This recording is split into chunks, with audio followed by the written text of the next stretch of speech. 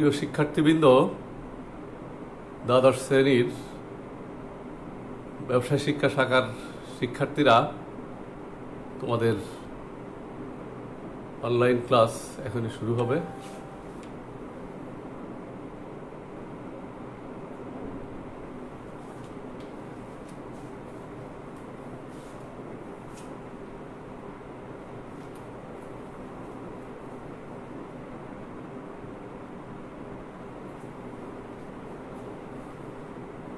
Hello my dear students and viewers, Assalamu alaikum wa rahmatullahi wa barakatuh. This is S.M. Mahabul Islam, Associate Professor, Department of Accounting, Government Bangla College, Dhaka. Dear students, hope you are well, fine, fresh and jolly. I am also fine. No more talking. I am going to our class directly. সুপ্রিয় শিক্ষার্থীবৃন্দ, দেখো আমরা আজকে আমাদের দ্বাদশ শ্রেণী যারা শিক্ষার্থী রয়েছে, বিশেষ করে দ্বাদশ শ্রেণীর কমার্সের যে সমস্ত শিক্ষার্থী, ব্যবসায় শিক্ষা শাখার শিক্ষার্থী, তোমাদের ক্লাস প্রায় শেষের দিকে চলে এসছে। সামনে তোমাদের নির্বাচনী পরীক্ষা এবং চূড়ান্ত পরীক্ষা তোমাদেরকে দিতে হবে। কাজেই তোমাদের সাথে আমি তোমাদের শিক্ষার্থীদের অনুরোধে আমি আজকে লাইভে আসলাম। তোমাদের একটা না দুইটা চ্যাপ্টার আমাকে কয়েকজন রেসপন্স করেছে যে দুইটা চ্যাপ্টার বাকি আছে। আমি সেই চ্যাপ্টারটি তোমাদের আজকে অত্যন্ত মূল্যবান যে চ্যাপ্টার, সেটি তোমরা এই 10 নম্বর চ্যাপ্টার, এখান থেকে অবশ্যই অঙ্ক আসবে, 10 নম্বরের অঙ্ক আসবে।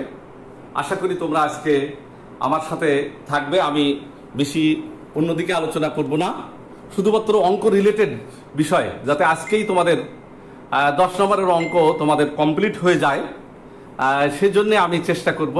তোমরা একটু মনোযোগ দিয়ে ক্যালকুলেটর এবং বই নিয়ে,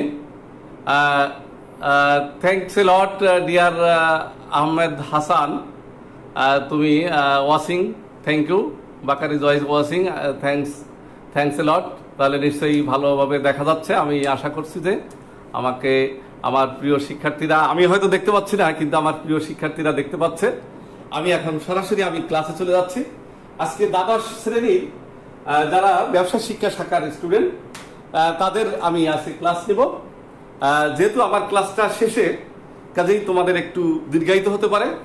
আমি আজকের এই চ্যাপ্টারে, এই ক্লাসে আমি শেষ করে দিব। আশা করি যে তুমি এখান থেকে 10 নম্বরের প্রশ্ন তুমি শিওর হয়ে যাবে, তুমি পরীক্ষায় আনসার করতে পারবে এবং এখানে 10-এ 10 পাবে, এটা আমার বিশ্বাস। তো তোমরা একটু মনোযোগ সহকারে, ধৈর্য সহকারে তোমরা শুনবে। আমি আগেও বলেছি, আমার অ্যাকাউন্টিং এর স্টুডেন্ট, আমার কমার্সের স্টুডেন্ট। আসলে অ্যাকাউন্টিং খুবই সহজ জিনিস যদি বুঝতে পারো, আর যদি না বুঝো তাহলে এটা ফেল করাও খুব ইজি।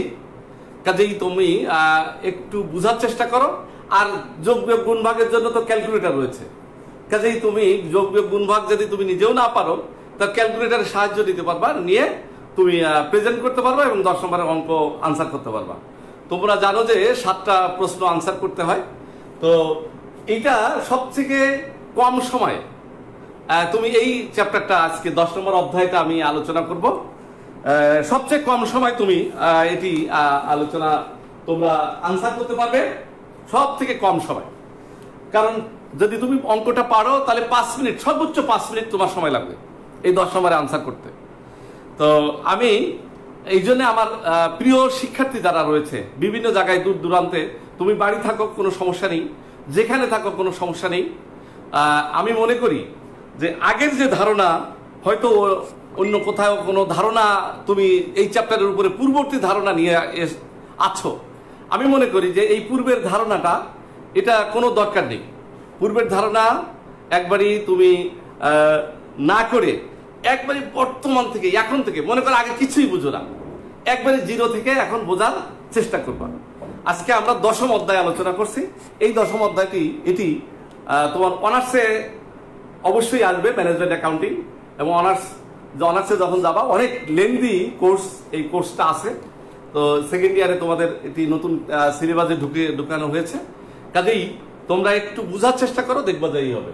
আমি এটা হলো দ্বাদশ শ্রেণী যারা নির্বাচনের সামনে পরীক্ষা নেবে তাদের জন্য অধ্যায় 10, যেহেতু দ্বাদশ শ্রেণীতে তোমরা বাংলা মাধ্যমে তোমরা এটা পড়ালেখা করো এবং অনার্সে যখন যাবে তখন সেটি ইংলিশে তোমাদেরকে করতে হবে, সরি, তো ইংলিশে করতে হবে। তো তোমরা বাংলায় আমি সুন্দর করে আমি বোঝানোর চেষ্টা করব, দেখবো যে তোমাদের ক্লিয়ার হয়ে যাবে। এটা অধ্যায় হলো 10, তোমাদের সেকেন্ড পেপারে 10ম অধ্যায়, আর এটার নাম হলো, টপিকের নাম হলো ব্যবস্থাপনা হিসাব বিজ্ঞান, ম্যানেজমেন্ট অ্যাকাউন্টিং। প্রথম আমি এক কথায় ম্যানেজমেন্ট অ্যাকাউন্টিং জিনিসটা কি? ম্যানেজমেন্ট অ্যাকাউন্টিং হলো হিসাব বিজ্ঞানের যে শাখায় ব্যবস্থাপকীয় সিদ্ধান্ত গ্রহণের জন্য প্রয়োজনীয় তথ্য সরবরাহ করে। অ্যাকাউন্টিং এর যে শাখায় ব্যবস্থাপনার সিদ্ধান্ত গ্রহণের জন্য তথ্য সরবরাহ করে। ম্যানেজমেন্ট তো এমনি সিদ্ধান্ত নিতে পারবে না, অ্যাকাউন্টিং ইনফরমেশন সাপ্লাই করবে। Accounting supply the information to the management. আর যে শাখায় এই অ্যাকাউন্টিং এর এই তথ্যগুলা, আর্থিক তথ্যগুলা ব্যবস্থাপককে সরবরাহ করে সিদ্ধান্ত গ্রহণের জন্য, সেই শাখাকে বলা হয় ম্যানেজমেন্ট অ্যাকাউন্টিং, ব্যবস্থাপনা হিসাব বিজ্ঞান। আমি এই থিওরিটিক্যাল বিষয়ে বেশি যাব না, থিওরিটিক্যাল বিষয়গুলি আমি অঙ্কে আসতে পারবো না। আমি আজকে 2টা অঙ্ক করাবো তোমাদের, 2টা অঙ্ক করাবো। একটা আমার তোমাদের যতগুলো এই চ্যাপ্টারে তোমার রিকোয়ারমেন্ট থাকতে পারে সব ধরনের রিকোয়ারমেন্ট দিয়ে আমি একটা অঙ্ক সাজিয়েছি। আর একটা হলো সৃজনশীল, যেহেতু সৃজনশীল তোমাদেরকে দিতে হবে। আমরা যখন বই লিখেছিলাম, বইতে সৃজনশীলে আগে দেখবো যে প্রত্যেকটা চ্যাপ্টারের মধ্যে মানে মৌলিক অঙ্ক কিভাবে করতে হয়, কোন কোন ধরনের আইটেমগুলো চায় সেগুলো কিন্তু আমাদের দেওয়া আছে। যাই হোক, আমি সেগুলো বিষয়ে আলোচনা করব। তো আজকে তোমার ব্রেক, তোমার এখানে সমচ্ছেদ বিন্দু বিইপি, ব্রেক ইভেন পয়েন্ট, এই যে চ্যাপ্টারের ম্যানেজমেন্ট অ্যাকাউন্টিং এর মধ্যে তো অনেক ভাস্ট, অনেক অঙ্ক আছে। অঙ্কের মধ্যে তোমাদের এই যে ব্যয় পরিমাণ মুনাফা সম্পর্ক, এই চ্যাপ্টারটার নাম হলো কস্ট ভলিউম প্রফিট অ্যানালাইসিস। তোমরা একটু নোট রাখতে পারো, ব্যয় পরিমাণ মুনাফা সম্পর্ক, ব্যয় পরিমাণ মুনাফা সম্পর্ক। তো এই ব্যয় পরিমাণ মুনাফা সম্পর্ক, এই বিষয়টা এই ব্যবস্থাপনা হিসাব বিজ্ঞানের মধ্যেও অনেক অঙ্ক আছে। তো এটা, এই অঙ্কটার নাম হলো ব্যয় পরিমাণ মুনাফা সম্পর্ক। তো এই ব্যয় পরিমাণ মুনাফা সম্পর্কের মধ্যে তোমার বিইপি, ব্রেক ইভেন পয়েন্ট, যেমন মনে করো তুমি ছোট্ট একটা মুদির দোকান করেছো বা পানের দোকান দিয়েছো, তোমার বন্ধু তোমাকে জিজ্ঞেস করলো, এই ভাই তোমার কারবারের অবস্থা কি? তুমি বললে যে ভাই কেবল শুরু করছি, বেশি ভালো না, ব্রেক ইভেনে আসি, বিইপিতে আসি। তার মানে কি? এই যে বিইপিতে আসি, ব্রেক ইভেনে আসি, ব্রেক ইভেনে মানে আসি হলো break even point is the match point where there is no profit or no loss. মানে উৎপাদনের এমন একটা মাত্রা যেখানে লাভ এবং লোকসান, অর্থাৎ মোট ব্যয় মোট আয়ের সমান হয়, অর্থাৎ লাভ বা লোকসান হয় না, লাভ বা লোকসান জিরো থাকে, সেই মাত্রাকে বলা হয় বিইপি, ব্রেক ইভেন পয়েন্ট। অর্থাৎ break even point is the match point where there is no profit or no loss, কোনো লাভ বা লোকসান হয় না, সেই মাত্রাকে বা সেই বিন্দুকে আমরা ব্রেক ইভেন পয়েন্ট বলি। যাই হোক, আমরা একটু, আমি বললাম যে আগের ধারণা সব বাদ দিতে হবে।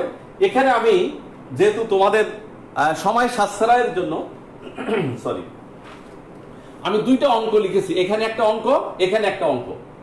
এই কোশ্চেনটা যেহেতু এটা ভিডিও রেকর্ড থাকবে, তুমি এখন খাতায় লেখার প্রয়োজন নেই। এই ভিডিওটা তুমি বারবার টেনে অঙ্কটা তুমি প্রথমে খাতায় উঠাবা, খাতায় উঠানোর পরে তারপরে তুমি অঙ্ক শুরু করবা। আর এই আমি অঙ্ক শুরু করার আগে আমি নিয়ম কানুন আগে বুঝাবো।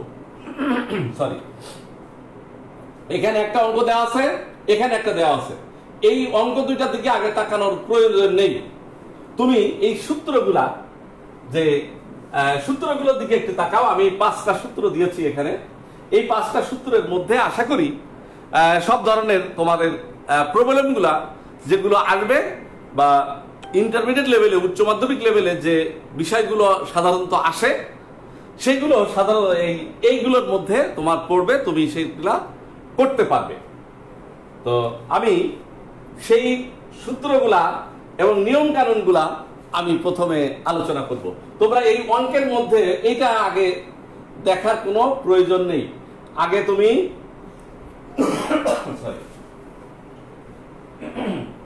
আগে তোমার এখানে সূত্রগুলা আমি তোমাদের আলোচনা করব, তারপরে তোমার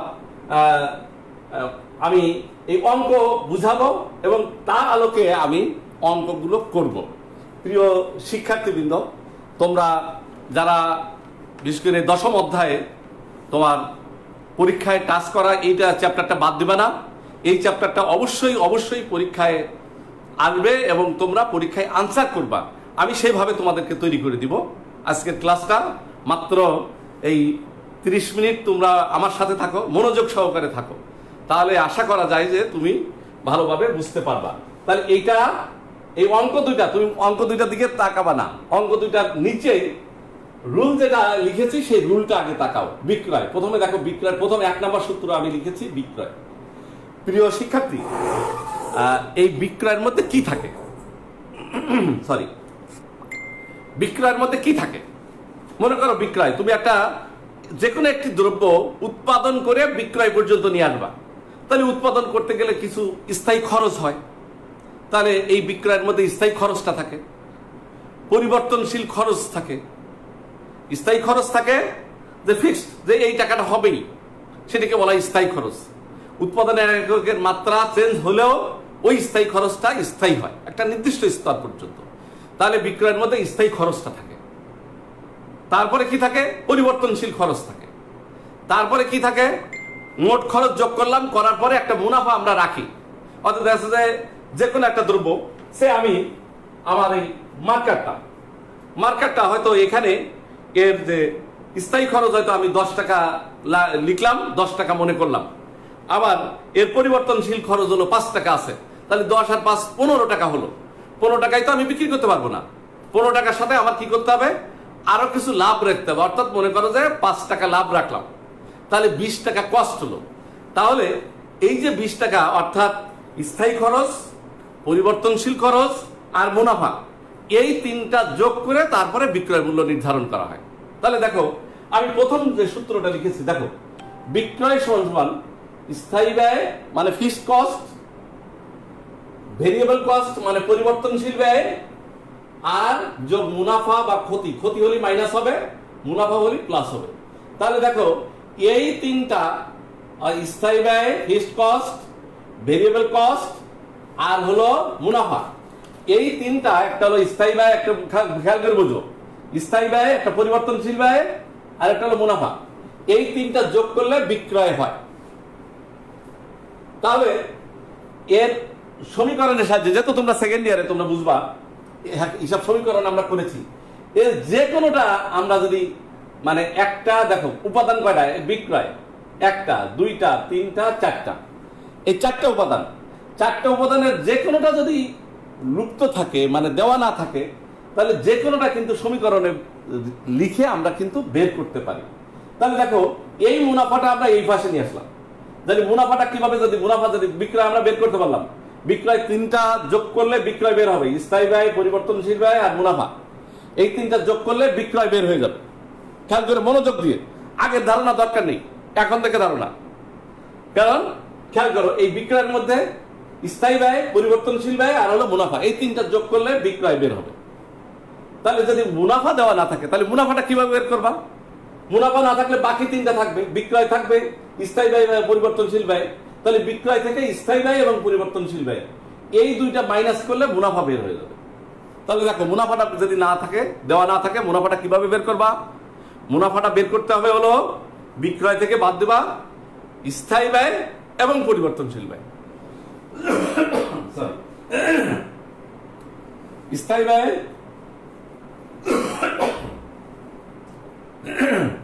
দেখো তোমরা বুঝতেছো কিনা একটু খেয়াল করো।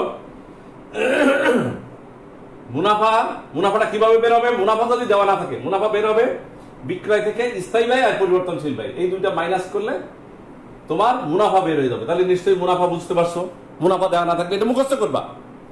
এখন বুঝে নিচ্ছ এটা ভিডিওটা বারবার টেনে খাতায় লিখবা, খাতায় লিখে মুখস্থ করবা। এই চ্যাপ্টারটা তোমাকে অবশ্যই আনসার করতে হবে, কারণ 7টা অঙ্ক আনসার করতে গেলে তোমাকে ছোট ছোট অঙ্ক আমি কিছু টিপস দিয়ে দিব, যেটি তোমার আধা ঘন্টার মধ্যে তুমি অন্তত 3টা অঙ্ক আধা ঘন্টার মধ্যে করতে পারতে হবে।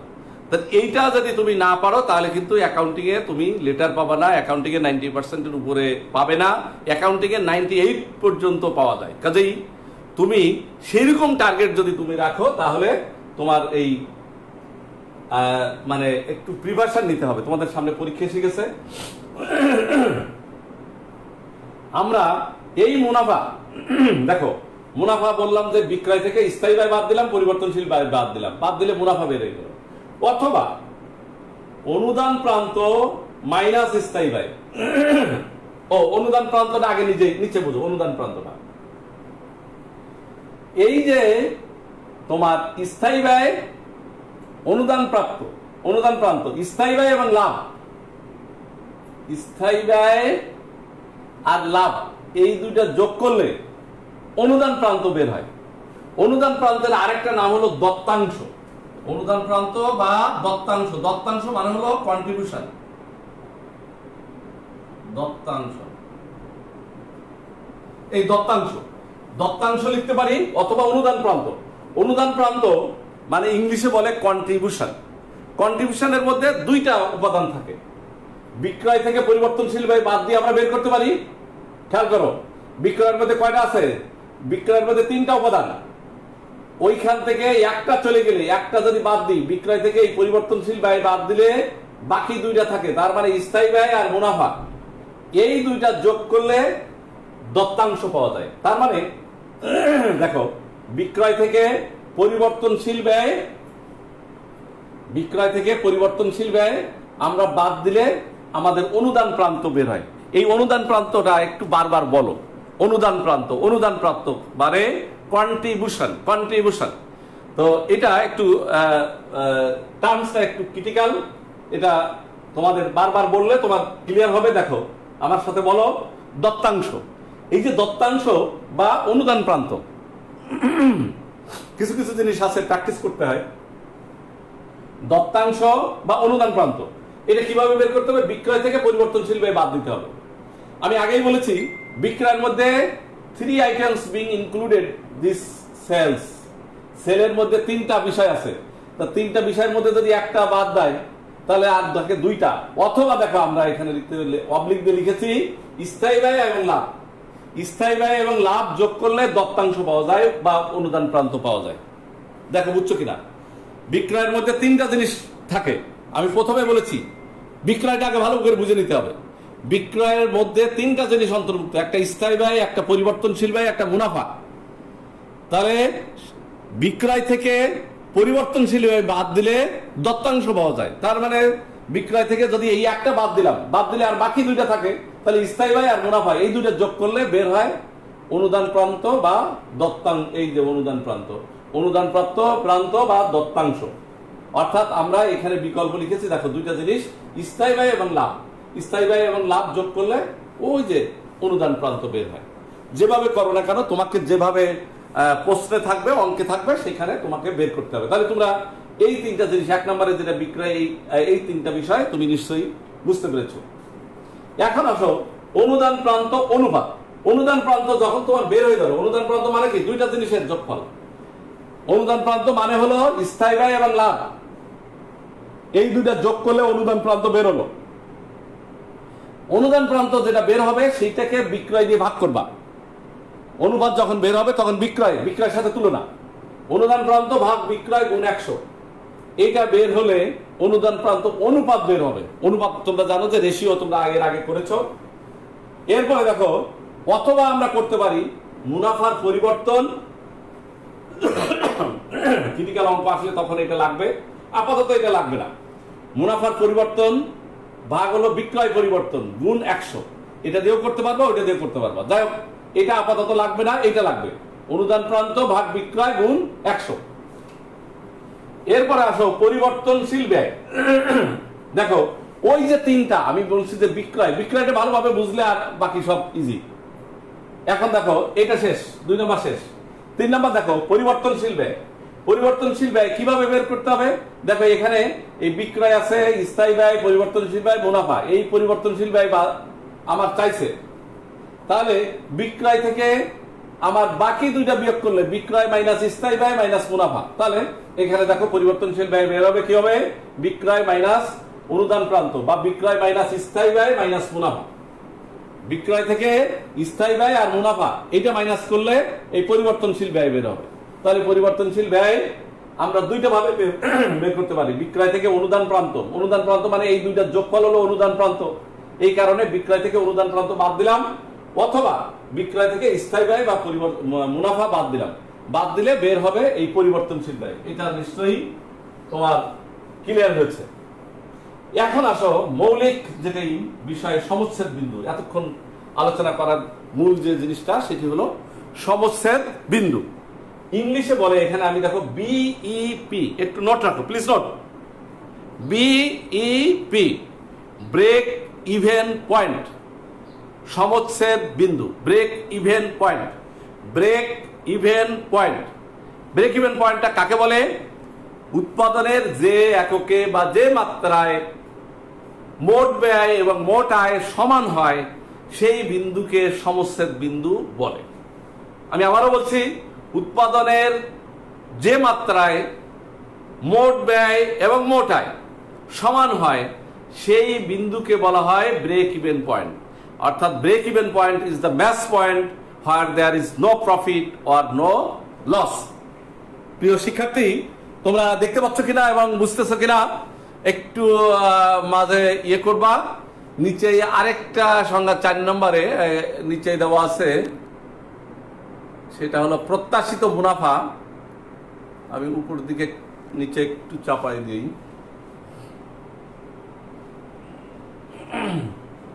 তো দেখো ব্রেক ইভেন পয়েন্ট, তাহলে দেখো ব্রেক ইভেন পয়েন্টটা কিভাবে বের হবে? বিইপি, সমচ্ছেদ বিন্দু। সমচ্ছেদ বিন্দুটা কিভাবে বের হবে?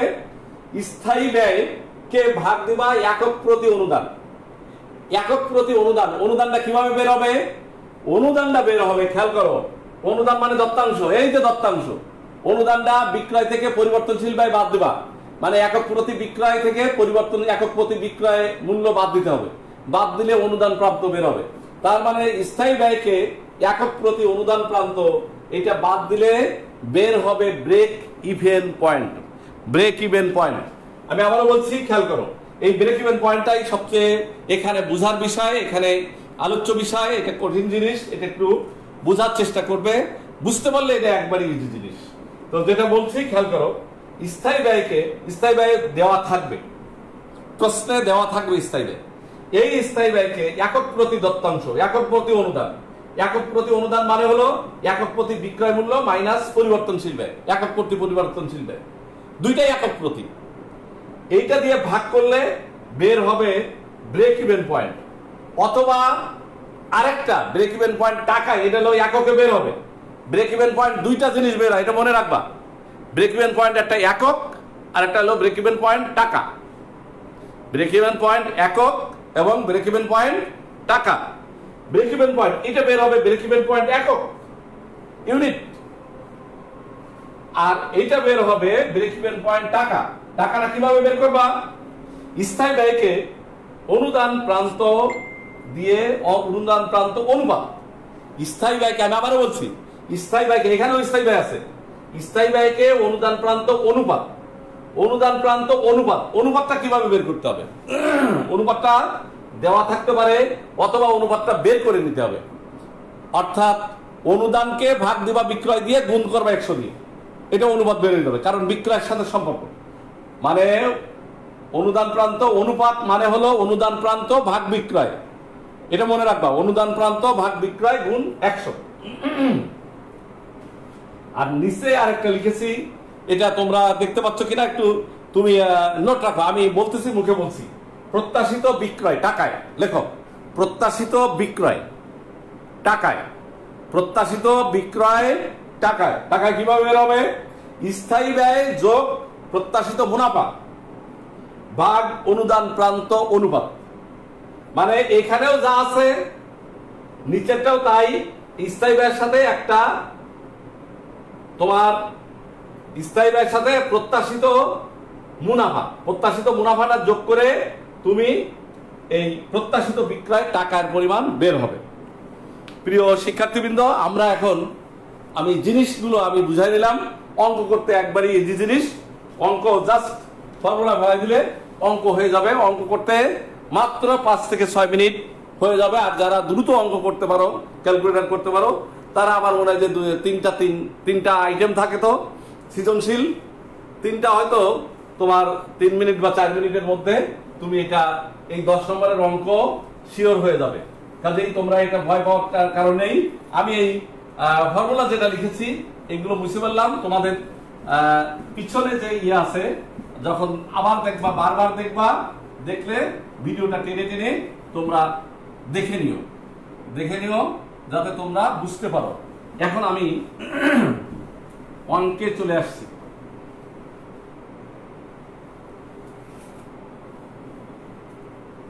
আমি এখানে দুইটা অঙ্ক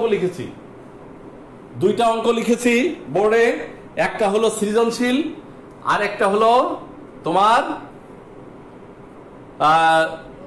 সৃজনশীল অঙ্ক, আর একটা হলো যতগুলো চায় সেগুলা। দেখো এখানে আমার অঙ্ক আমি লিখেছি, সেইটা অঙ্কটা একটু পড়ি, অঙ্কটা বুঝি, তারপরে তোমার অঙ্ক শুরু করব। খেয়াল করো, উদাহরণ। অঙ্কের নাম থাকতে পারে, বিভিন্ন ধরনের থাকতে পারে, সমস্যা নেই। সেটি নাম যে কোনো একটা ধরে নিও, নিজের নাম দিয়ে নিও। বিক্রয় আছে হয়তো 2020 সালের বা 19 সালের 31 ডিসেম্বর অমুক এন্টারপ্রাইজের নিম্নোক্ত তথ্য থেকে এইগুলো বের করো, এরকম একটা ভূমিকা থাকতে পারে। এত কিছু লেখা বোর্ডে সংকলন হয় না, এই কারণে আমি আর লিখি নাই, আমি তথ্যগুলো দিয়েছি। খেয়াল করো, বিক্রয় আছে এখানে 6 লাখ। পরিবর্তনশীল ব্যয় বিক্রয় দেওয়া আছে, বইটা কিন্তু মোট বিক্রয় 6 লাখ, পরিবর্তনশীল ব্যয় হলো 3,20,000, স্থায়ী ব্যয় আছে 1,12,000, আর বিক্রয় একক 5,000 টাকা। এই হলো তথ্য। এখান থেকে তোমাকে কি বের করতে হবে? ইউ হ্যাভ টু ক্যালকুলেট একক প্রতি বিক্রয় মূল্য, অর্থাৎ sales price unit sales price, একক প্রতি বিক্রয় মূল্য। দেখো এই যে বিক্রয় আছে 6 লাখ, একক আছে, একক বিক্রয় হলো 5,000, তাহলে এই 6 লাখকে 5,000 দিয়ে ভাগ করলে একক প্রতি বিক্রয় মূল্য বের হয়ে যাবে। খ নম্বরে চেয়েছে একক প্রতি পরিবর্তনশীল ব্যয়। এখানে পরিবর্তনশীল ব্যয় আছে 3,20,000, একে ভাগ দাও 5,000 দিয়ে, তাহলে একক প্রতি পরিবর্তনশীল ব্যয় বের হয়ে যাবে। এরপরে দেখো গ নম্বরে চেয়েছে দত্তাংশ একক। দত্তাংশ মানে কন্ট্রিবিউশন মানে একক প্রতি বিক্রয় মূল্য মাইনাস একক প্রতি পরিবর্তনশীল ব্যয়। এইটার থেকে এইটা রেজাল্ট থেকে এইটা রেজাল্ট মাইনাস করলে তখন এই দত্তাংশ একক প্রতি বের হয়ে যাবে। এরপরে দত্তাংশ অনুপাত, দত্তাংশ যেটা বের হবে সেটা ক্ষেত্রে অনুপাত বের করতে হবে, মানে বিক্রয়ের সাথে সম্পর্ক, এবং গুণ করতে হবে 100 দিয়ে। সমচ্ছেদ বিন্দু, স্থায়ী ব্যয় ভাগ হলো মানে fixed cost divided by unit contribution. সমচ্ছেদ ব্রেক ইভেন পয়েন্ট অর্থাৎ সমচ্ছেদ বিন্দু হলো স্থায়ী ব্যয় ভাগ হলো একক প্রতি তোমার দত্তাংশ, এটা দিয়ে ভাগ করলে বের হবে সমচ্ছেদ বিন্দু। নিরাপত্তা প্রান্ত, আমরা দেখবা যে 5 মিনিটের মধ্যে হয়ে যাচ্ছে। প্রথমে আমরা ক নাম্বার দেখো সলিউশন। ক নাম্বারে আমরা এই করি। ক নাম্বারে কি আছে? একক প্রতি বিক্রয়। একক প্রতি বিক্রয় কিভাবে বের হবে? এই যে বিক্রয় মূল্য লেখো, উপরে লেখো বিক্রয় মূল্য তাকে কি করতে হবে? বিক্রয় মূল্যকে তোমার বিক্রয় একক দিয়ে ভাগ করতে হবে, ভাগ বিক্রয় একক। তাহলে বিক্রয় মূল্য আছে 6 লাখ, বিক্রয় একক হলো 5,000, ভাগ করো সবাই প্লিজ। এইবার ক্যালকুলেটর দাও, যোগ বিয়োগ না পারলেও ক্যালকুলেটর করলে হবে। তাহলে 5 × 60 যেহেতু, তাহলে এখানে 120 টাকা, 120 টাকা এক এককের বিক্রয় মূল্য 120 টাকা। এটা একটা বের হয়ে গেল, এটা একটা আনসার। খ নাম্বার খ, এটা নিশ্চয়ই সবাই বুঝতে পেরেছ। খ নাম্বারে কি চেয়েছে? একক প্রতি পরিবর্তনশীল ব্যয়। লেখো সবাই, একক প্রতি পরিবর্তনশীল ব্যয় একক প্রতি পরিবর্তনশীল ব্যয় বের হবে কিভাবে? পরিবর্তনশীল ব্যয় ভাগ বিক্রয় একক। লেখো পরিবর্তনশীল ব্যয় পরিবর্তনশীল বিক্রয় একক একক পরিবর্তনশীল ব্যয় এখানে দেওয়া আছে 3,20,000 3,20,000 ভাগ 5,000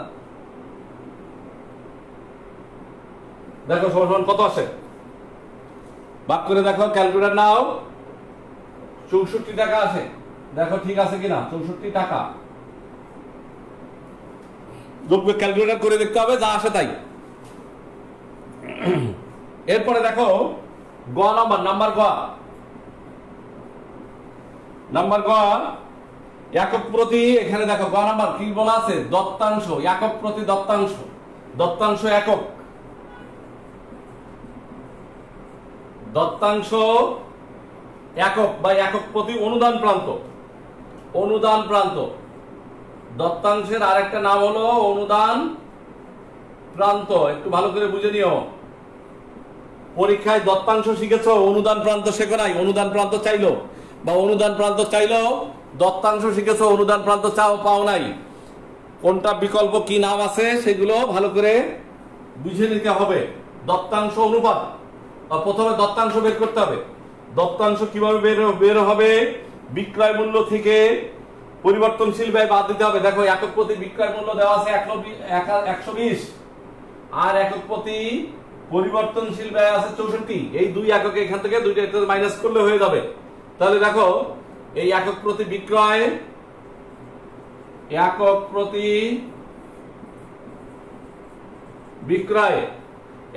বিক্রয় আছে 120 টাকা এখানে লিখলাম 120 টাকা আর একক প্রতি দত্তাংশ একক প্রতি পরিবর্তনশীল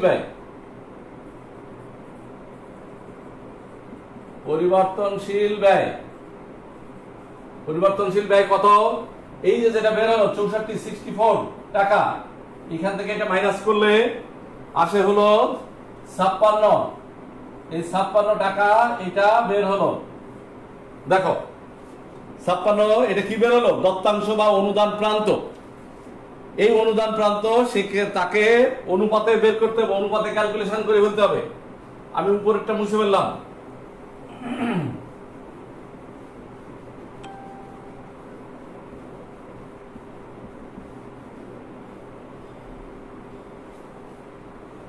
দেখো এখানে দত্তাংশ অনুপাত ঘ নাম্বার ঘ হলো দত্তাংশ অনুপাত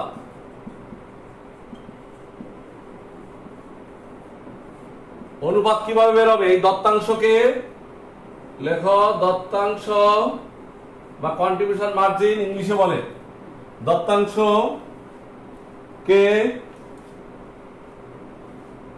একক প্রতি বিক্রয় দিয়ে ভাগ করবা একক প্রতি বিক্রয় গুণ 100 তাহলে দত্তাংশ বের হলো দেখো 56 নিচে 56 বের হইছে 56 কে একক প্রতি বিক্রয় এই যে 120 টাকা একক প্রতি বিক্রয় 120 টাকা যেটা আমরা বের করলাম ক নম্বরে এটিকে গুণ করব 100 দিয়ে তাহলে অনুপাত বের হবে ক্যালকুলেটর করে দেখো 46.67% ক্যালকুলেটর নাও ক্যালকুলেটর দেখে করে দেখো যা আসে তাই এরপরে সমচ্ছেদ বিন্দু এটা নিশ্চয়ই এই পর্যন্ত সবাই বুঝতে পেরেছো এই পর্যন্ত উঠাই ভালো সবাই উঠে ভালো আমি এখন আবারও মুছে বলতেছি খেয়াল করো একটু উঠাও দত্তাংশ অনুপাতটা কিভাবে বের হলো দত্তাংশ ভাগ হলো একক প্রতি বিক্রয় গুণ 100 দত্তাংশ আমরা যেটা গ নম্বরে বের করলাম 56 টাকা সেই 56 কে এক নম্বরে যেটা বের করলাম একক প্রতি বিক্রয় 120 টাকা সেই 120 টাকাকে দিয়ে ভাগ করলাম আর গুণ করলাম 100 দিয়ে মানে পার্সেন্টেজ অনুপাত বের করলাম দত্তাংশ অনুপাত এখন মৌলিক যে বিষয়টা সেটা হলো সমচ্ছেদ বিন্দু একক আর সমচ্ছেদ বিন্দু টাকায়, এইটা তোমাকে বের করতে হবে। অর্থাৎ break even point in unit and break even point in টাকা, এই দুইটা জিনিস তোমাকে ভালোভাবে বের করতে হবে। এই আগের গুলো না শিখলে তো এটা পারবে না। কাজেই আমি এটা বুঝে ফেললাম। এখন তুমি আসো, বোঝা হয়ে গেলেও তোমাদের ভয় পাওয়ার কারণ নেই, কারণ এটি তোমাদের রেকর্ড হবে। কাজেই তুমি ভিডিওটা পরবর্তীতে টেনে সুন্দর করে দেখতে পারবে, কোনো সমস্যা নেই। খেয়াল করো, এখন তোমার আছে হলো সমচ্ছেদ বিন্দু।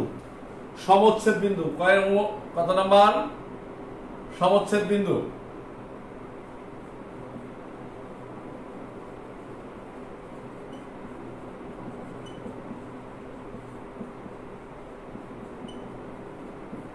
সমচ্ছেদ বিন্দু খেয়াল করো, এই যে সমচ্ছেদ বিন্দুটা আমি আগেও বলেছি, আবারও বলছি, সমচ্ছেদ বিন্দুটা কি?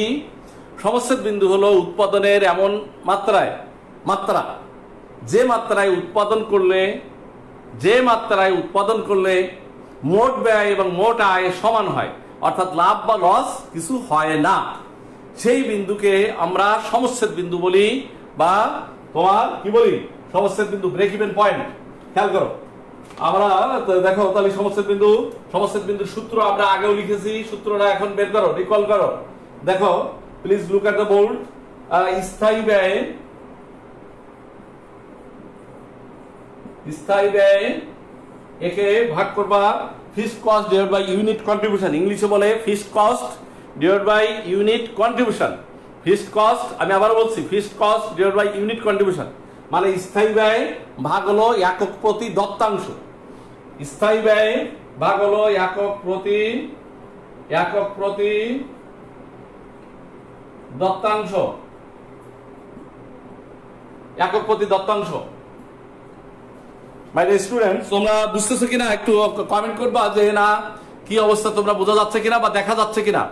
আমি তো এখান থেকে অনুমানের উপরে খালি ক্লাস নিতেই আছি। এখন এটা তোমরা দেখতে পাচ্ছ কিনা ভালোভাবে এবং বোঝা যাচ্ছে কিনা। যদি না বোঝা যায় তাহলে আবার রেসপন্স করলে আমি তোমাদেরকে বুঝাবো, অথবা ফোন করো, অথবা মেসেজে দিও, অপশনে দিও, আমি তোমাদেরকে আবারও বোঝানোর চেষ্টা করবো। যাই হোক, একক প্রতি এখন স্থায়ী ব্যয় দেখো 1,12,000 টাকা আছে, লেখো 1,12,000। ওই যে আমরা এটা নিয়ে আসলাম, এই যে একক স্থায়ী ব্যয় 1,12,000 টাকা। এই 1,12,000 টাকাকে একক প্রতি দত্তাংশ আমরা যেটা বের করলাম, দেখো দত্তাংশ একক, এই গ নাম্বারে যেটা বের করলাম, গ নাম্বারে কোনটা বের করলাম? গ নাম্বারে বের হয়েছে 56। তাহলে 56 দিয়ে ভাগ করো, ভাগ করলে দেখো 2,000 একক। 2,000 একক, এটা কিন্তু টাকা না, একক, ইউনিট। এই 2,000 একক উৎপাদন করলে আমার লাভ বা লস কোনো কিছু হবে না, অর্থাৎ মোট আয় এবং মোট ব্যয় সমান হবে। যেহেতু মোট আয় এবং মোট ব্যয় সমান হবে, এই কারণে এই বিন্দুকে বলা হয় break even point. This point may be called break even point. Okay, তাহলে দেখো স্থায়ী ব্যয় কে ভাগ দেবা একক প্রতি দত্তাংশ। তাহলে 2,000 একক হলো, এই 2,000 একক আমরা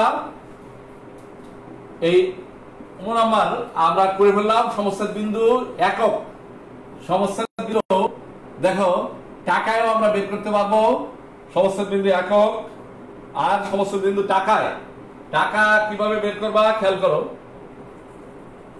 টাকায় বের করলে এই যে 2,000 একক, একক প্রতি বিক্রয় মূল্য আমরা প্রথমে বের হয়েছে, একক প্রতি প্রথম যেটা ক নাম্বারে একক প্রতি বিক্রয় মূল্য, এই একককে টাকা দিয়ে পার ইউনিট দিয়ে গুণ করবা, একক প্রতি বিক্রয় মূল্য ক নম্বরে আমরা যেটা বের করেছি 120 টাকা। এই 120 টাকা দিয়ে গুণ করো, তাহলে আসে হলো 2,40,000 টাকা। এই 2,40,000 টাকা, এই টাকা আমার মোট আয় বা মোট ব্যয় এই পর্যন্ত আসলে লাভ বা ক্ষতি কিছু হয় না।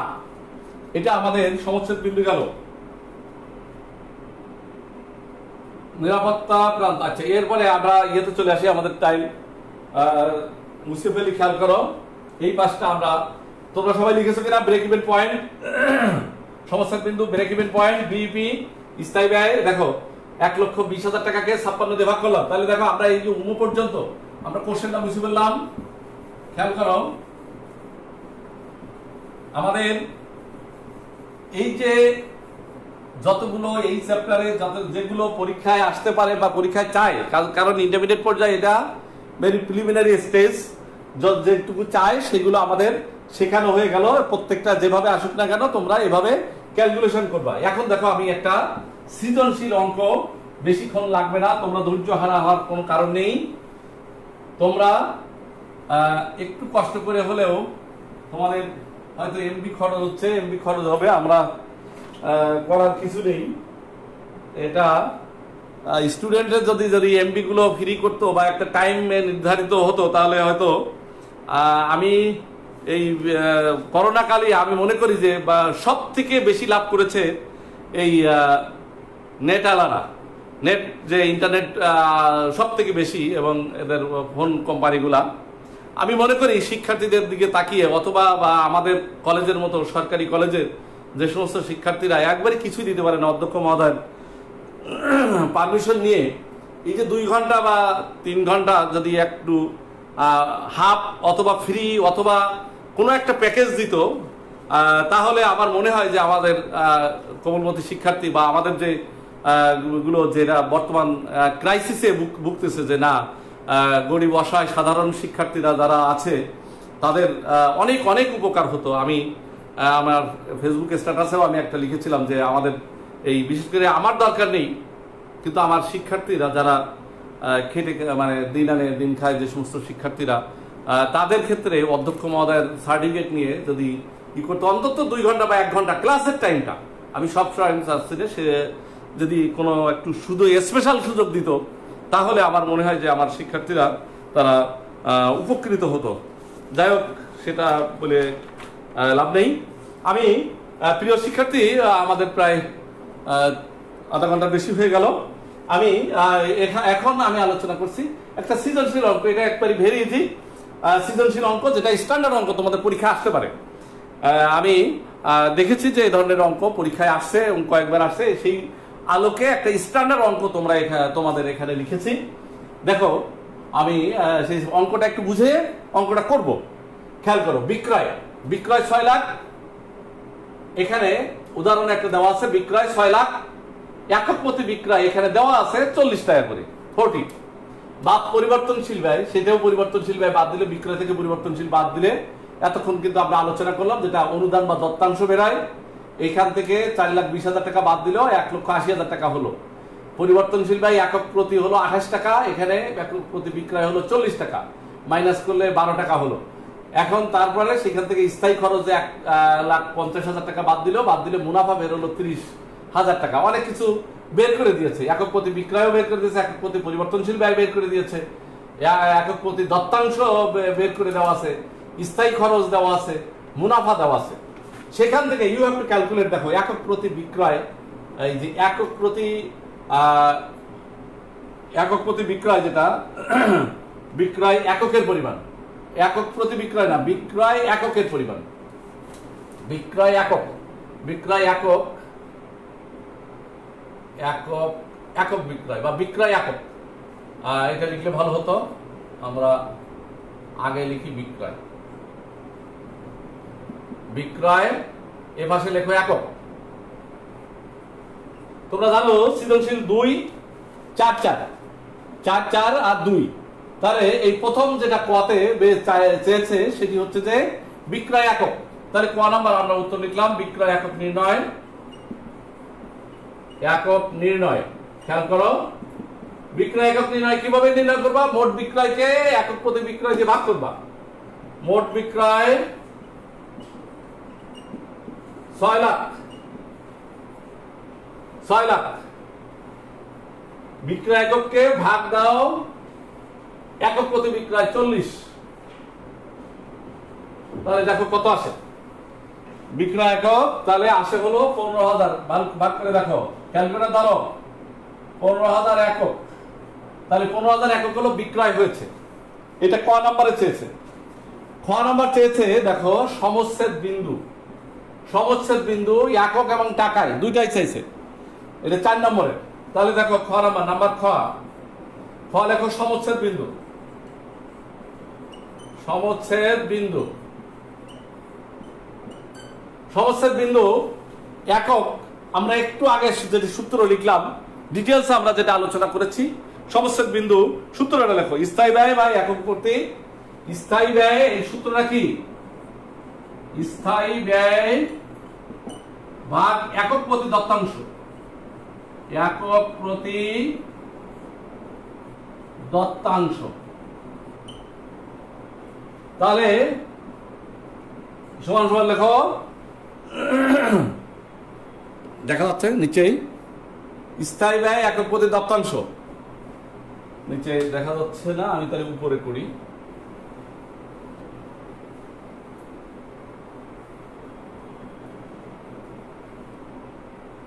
স্থায়ী ব্যয় ভাগ একক প্রতি দত্তাংশ। দেখো আমরা এই বাম পাশে এটার আনসার করি। স্থায়ী ব্যয় দেখো, স্থায়ী ব্যয় এখানে দেওয়া আছে 1,50,000 টাকা। তাহলে 1,50,000 টাকা হলো স্থায়ী ব্যয়। একক প্রতি দত্তাংশ এটা দেওয়া আছে, এই যে দত্তাংশ বা অনুদান প্রান্ত 12 টাকা। তাহলে 12 টাকা দিয়ে ভাগ করো, দেখো কত আসে। এটা হলো সমচ্ছেদ বিন্দু একক বেরোবে। সমচ্ছেদ বিন্দু একক ভাগ করে দেখো 12,500 টাকা, 12,500। আর যদি এটা হলো একক, সমচ্ছেদ বিন্দু একক, আর সমচ্ছেদ বিন্দু টাকায়,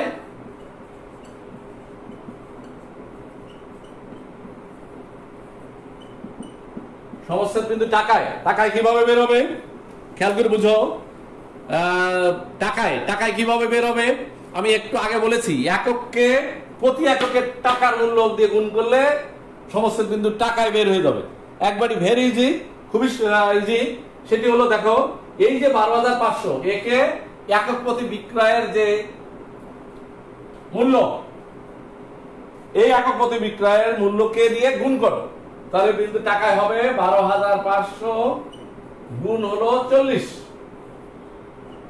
তাহলে এই 40 দিয়ে গুণ করলে আসে হলো 5 লাখ টাকা, অর্থাৎ 5 লক্ষ টাকার মাল এই 12,500 একক, আর এই এককের মূল্য হলো 5 লক্ষ টাকা। 5 লক্ষ টাকায় মাল বিক্রি করলে লাভ লস কিছুই হবে না, মোট লাভ এবং মোট খরচ একই পরিমাণ হবে। মোট লাভ এবং খরচ তোমার সমান হবে, কাজেই এটা টাকায় বের হয়ে গেল। এখন দেখো আমাদের খ শেষ। গ নম্বরে দেখো নিরাপত্তা প্রান্ত ও সমচ্ছেদ বিন্দুতে অনুদান প্রান্ত। নিরাপত্তা প্রান্ত দেখো, নিরাপত্তা প্রান্ত যেটা আছে, নিরাপত্তা প্রান্ত বিক্রয় মাইনাস সমচ্ছেদ বিক্রয়, এটা হলো নিরাপত্তা প্রান্ত। মার্জিন অফ সেফটি, ইংলিশে বলে মার্জিন অফ সেফটি। তোমার গ নাম্বার গ লেখো নিরাপত্তা প্রান্ত। নিরাপত্তা প্রান্ত কিভাবে ক্যালকুলেট করবে? You have to calculate the margin of safety. নিরাপত্তা প্রান্ত ইংলিশে বলে মার্জিন অফ সেফটি। একটু টার্মস গুলো ইংলিশে তোমরা চেষ্টা করবে, দেখবো যে তোমাদের কাছে ইজি হয়েছে। মার্জিন অফ সেফটি নিরাপত্তা প্রান্ত মানে বিক্রয় থেকে সমচ্ছেদ বিক্রয় বাদ দিবা। বিক্রয় হলো sales minus break even sales, sales minus break even sales, BEP, অর্থাৎ বিক্রয় মাইনাস সমচ্ছেদ বিক্রয়, সমচ্ছেদ বিক্রয়, বিক্রয় মাইনাস সমচ্ছেদ বিক্রয়। বিক্রয় থেকে কিভাবে? এই যে বিক্রয় হলো 6 লাখ টাকা, খেয়াল করো 6 লাখ টাকা, তাহলে 6 লাখ থেকে সমচ্ছেদ বিক্রয় আমরা যেটা বের করলাম, খেয়াল করো এই যে 5 লাখ টাকা সমচ্ছেদ বিক্রয়, 5 লাখ টাকা বাদ দিলাম, তাহলে 1 লক্ষ টাকা। এটা হলো নিরাপত্তা প্রান্ত, অর্থাৎ ব্রেক ইভেন পয়েন্টের তোমরা বাংলায় একটু মার্জিন অফ সেফটি মানে কি? নিরাপত্তা। নিরাপত্তা মানে কি?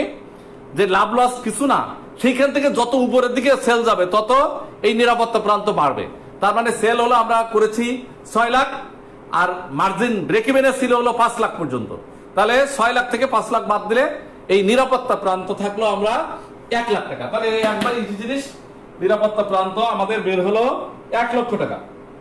এখন সমচ্ছেদ বিন্দুতে অনুদান প্রান্ত, দেখো সমচ্ছেদ বিন্দু যেটা বের হয়েছে খেয়াল করো, সমচ্ছেদ বিন্দু আমাদের এই যে 5 লাখ বের হয়েছিল সমচ্ছেদ বিন্দু, এর ভিতরে সমচ্ছেদ বিন্দুর মধ্যে তোমার কি আছে, সমচ্ছেদ বিন্দুতে অনুদান প্রান্ত নির্ণয় করতে হবে, অনুদান প্রান্ত। এখন অনুদান প্রান্ত আগে অনুপাতটা বের করতে হবে। অনুদান প্রান্ত এখানে দেখো, অনুদান প্রান্ত আমার 12 টাকা করে আছে অনুদান প্রান্ত। একে নোট রাখো, এটা আমি মুছে ফেললাম, 5 লাখ টাকা এখানে থাক। দেখো খেয়াল করো, সমচ্ছেদ বিন্দুতে অনুদান প্রান্ত, একটু নোট রাখো, নোটে অনুদান প্রান্ত অনুপাতটা আগে বের করতে হবে। এটা নোট, নোট হলো অনুদান প্রান্ত, ওই যে তুমি ইয়েটা আগে বের করবা, এই সূত্রটা আগে এখানে লিখি আমরা। 9 নম্বরে নিরাপত্তা প্রান্ত, দেখো খেয়াল করো, নিরাপত্তা প্রান্ত কি কি চাইছে, নিরাপত্তা প্রান্ত এই প্রথম অংশটুকু হয়ে গেছে, প্রথম অংশ শেষ। দ্বিতীয় অংশ কি, সমচ্ছেদ বিন্দুতে অনুদান প্রান্ত। তাহলে সমচ্ছেদ বিন্দুতে অনুদান প্রান্ত অনুপাত আগে বের করো, লেখো অনুদান প্রান্ত অনুপাত। অনুপাতটা কিভাবে বের করবা, অনুদান প্রান্ত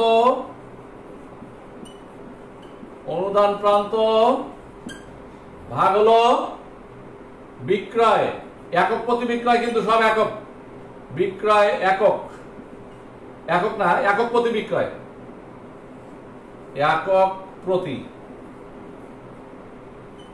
একক প্রতি বিক্রয়। তো এই যে একক প্রতি বিক্রয়, তাহলে আমাদের আসে হলো, দেখো ওই যে সমস্যা, অনুদান প্রান্ত হলো 12 টাকা, 12 টাকাকে একক প্রতি বিক্রয় হলো 40, 40 দিয়ে ভাগ করো, গুণ করো 100 দিয়ে, তাহলে পার্সেন্টেজ আসে, দেখো এই শূন্য কেটে গেল, 3 এ 4 12, 3 10 30%, 30% হলো অনুদান প্রান্ত। অনুদান প্রান্ত অনুপাত, অনুদান প্রান্ত নট অনুদান প্রান্ত, অনুদান প্রান্ত অনুপাত। তাহলে নিশ্চয়ই তোমার বুঝছো। এখন আমরা অঙ্কটায় চলে আসি, খেয়াল করো, খ নাম্বার, অর্থাৎ এর দুইটা পার্ট, সমচ্ছেদ বিন্দুতে অনুদান প্রান্ত। সমচ্ছেদ বিন্দুতে দেখো, সমচ্ছেদ, নোটটা ওই পাশে থাক, বিন্দুতে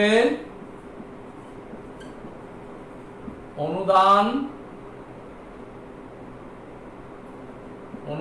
প্রান্ত অনুপাত।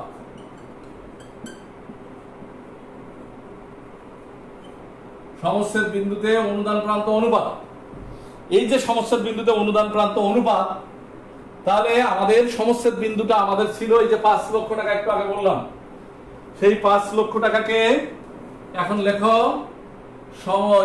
সমচ্ছেদ বিন্দুতে বিক্রয়, সূত্রটা লেখো, সমচ্ছেদ বিন্দুতে বিক্রয় ভাগ হলো এই অনুদান প্রান্ত অনুপাত। সমচ্ছেদ বিন্দুতে বিক্রয় ভাগ না, সরি, গুণ দিতে হবে, গুণ অনুদান প্রান্ত অনুপাত, অনুদান প্রান্ত অনুপাত।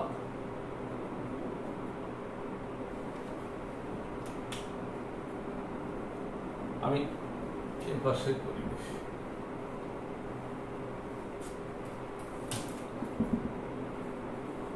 সমচ্ছেদ বিন্দুতে বিক্রয়, দেখা যাচ্ছে নিচে, সমচ্ছেদ বিন্দুতে বিক্রয়, ওকে, গুণ এই যে 30%, তাহলে সমচ্ছেদ বিন্দুতে 5 লক্ষ টাকা গুণ 30%, 30% কত আসে দেখো, 3 × 5 = 1,50,000 টাকা। সমচ্ছেদ বিন্দুতে অনুদান প্রান্ত 1,50,000 টাকা, 5 লক্ষ টাকা গুণ 30%, দেখা যাচ্ছে না, আমি একটু সমচ্ছেদ বিন্দুতে বিক্রয়, দেখো 1,50,000 টাকা, সবাই লেখো, সমচ্ছেদ বিন্দুতে বিক্রয় গুণ অনুদান প্রান্ত অনুপাত সমচ্ছেদ বিন্দুতে বিক্রয় হলো এখানে 5 লক্ষ টাকা, অনুদান প্রান্ত অনুপাত হলো 30%, 30%, যেটা আমরা ক্যালকুলেশন করলাম নোটে, তাহলে 1,50,000 টাকা। প্রিয় শিক্ষার্থীবৃন্দ, যারা আমার অনার্সের এবং বিভিন্ন ইয়ারের শিক্ষার্থীরা আছো, যারা এই উচ্চ মাধ্যমিক প্র্যাকটিস করো, তাদেরকে এই চ্যাপ্টারে আমি বলছি যে তাদের সবাইকে এই চ্যাপ্টারটা বিশেষভাবে তোমাদের রপ্ত করার জন্য অনার্সের স্টুডেন্ট তাদের কাজে লাগবে, কস্ট অ্যাকাউন্টিং এর কাজে লাগবে, ম্যানেজমেন্ট অ্যাকাউন্টিং এর কাজে লাগবে, সব জায়গায় এটা কাজে লাগবে। কাজেই এই চ্যাপ্টারটা আমি আশা করি এখান থেকে আমাদের ব্যবসায় শিক্ষা শাখায় সকল শিক্ষার্থী, বিশেষ করে শুধু উচ্চ মাধ্যমিকের না, অনার্সে স্টুডেন্টের এটা খুবই কাজে লাগবে। এটা ইফেক্টিভ একটি ক্লাস। যাই হোক, আজকে আমি আর I don't like to prolong my session. সবাই তোমরা সুস্থ থাকো, ভালো থাকো। তোমরা আর কোনো চ্যাপ্টারে তোমাদের অসুবিধা আছে কিনা, কোনো চ্যাপ্টার তোমাদের পড়ানো লাগবে কিনা, ক্লাস করা লাগবে কিনা, তোমরা মার্ক করে আমাকে একটু দিবে। আমি সেই চ্যাপ্টারগুলোর উপরে স্পেশাল তোমাদের ক্লাস নিব। তোমরা সবাই বাবা এবং আমার প্রিয় শিক্ষার্থীরা, তোমরা সবাই একটু কষ্ট করে, কারণ করোনা, আশা করি যে আমরা সামনের দিনগুলো আমাদের ভালো হবে। তোমাদের জন্য সরকারি বাংলা কলেজ, আসলে আমাদের দুঃখ লাগে, তোমাদের অধ্যক্ষ ম্যাম, বিশেষ করে প্রফেসর আমাদের ডক্টর ফিরদৌসী খান এবং উপাধ্যক্ষ আমাদের জাহাঙ্গীর হোসেন স্যার অনেক কষ্ট করে এই করোনা কালেও তোমরা দেখবো যে সরকারি বাংলা কলেজ একটি ছবির মতো একটি কলেজ সুন্দরভাবে তৈরি করছে। কিন্তু এর সার্থকতা তখনই আসবে যখন তোমরা ভালো রেজাল্ট করতে পারবে। সুন্দর করে সাজালাম, কিন্তু রেজাল্ট ভালো হলো না, কোনো লাভ নেই। আমি এই জন্য আমার প্রিয় শিক্ষার্থী, যারা কমার্সের স্টুডেন্ট, তোমাদের মধ্যে শক্তি, সাহস এবং যোগ্যতা আছে, দক্ষতা আছে। তোমরা যদি একটু বারবার অ্যাকাউন্টিং কিন্তু বারবার প্র্যাকটিস করতে হবে। অ্যাকাউন্টিং যদি রেখে দাও তাহলে কিন্তু এটা হবে না। কাজেই অবশ্যই তোমাকে করা অঙ্কটা মনে করো তুমি পেরেছো, এই অঙ্কটা না দেখে আবার প্র্যাকটিস, সেকেন্ড টাইম আবার প্র্যাকটিস করবা, থার্ড টাইম আবার প্র্যাকটিস করবা। কারণ পরীক্ষায় আনসার করতে গেলে তোমাকে যদি প্রশ্ন নিয়ে চিন্তা করতে হয় তাহলে কিন্তু পরীক্ষা আনসার করতে পারবে না। কাজেই আমি বিশেষ করে কমার্সে এ প্লাস পাওয়া খুবই সহজ, শুধু একটি আগ্রহ থাকতে হবে। যে কয় মাস সময় আছে, আশা করি সময় আছে, তোমাদের এ প্লাস পাবে। তোমাদের যে যেখানে আসো সুস্থ থাকো, সুন্দর থাকো। তোমরা আমাদের জন্য দোয়া করবে এবং আমরাও তোমাদের জন্য দোয়া করব। আল্লাহ হাফেজ।